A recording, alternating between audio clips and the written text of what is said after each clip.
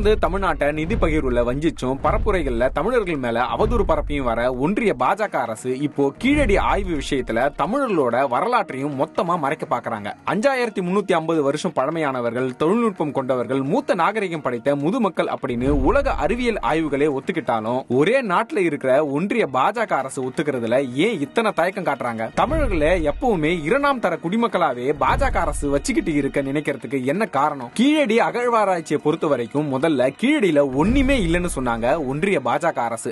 ஆனா திமுக அரசு தொடர்ந்து அழுத்தம் கொடுத்து வந்தது. ஒரு கட்டத்துல அதிகாரியே இடம் மாத்தினாங்க ஒன்றிய அரசு.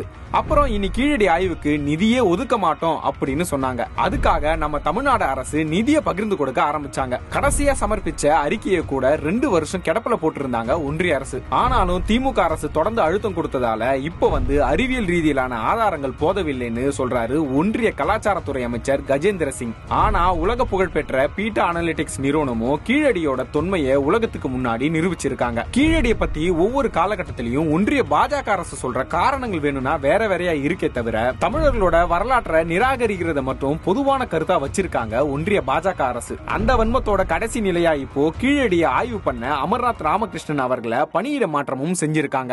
ஆனா ஒன்னு சொல்லணும், கீழடியில கழிப்பறைகளும் சாக்கடை வசதிகளும் இருந்ததை கண்டுபிடிச்சிருக்காங்களே தவிர மத அடையாளமோ கடவுளுக்கான குறியீடுகளோ எதுவுமே இல்ல. ஒருவேளை அதெல்லாம் இருந்திருந்தா மதவாத பாஜக அரசு கீழடியை அங்கீகரிச்சிருக்குமோ என்னமோ. ஆனா மறந்துடாதீங்க, வரலாறும் அது சொல்ற உண்மையும் உங்களோட கீழ்த்தர அரசியலுக்காக காத்திருக்காது. பூனை கண்ணை மூடிட்டா உலகம் இருண்டு போச்சுன்னு நினைக்கிற மாதிரி நீங்களே சுய கனவுல மிதக்கலாம். ஆனா 1000 கைகள் மறைச்சாலும் மறையாத சூரியன் மாதிரி தமிழர்களோட தாய்மடியான கீழடி வரலாற்றையும் உங்களால மறைக்க முடியாது. அது மக்களுக்கானது, மக்களிடமே போய் சேரும்.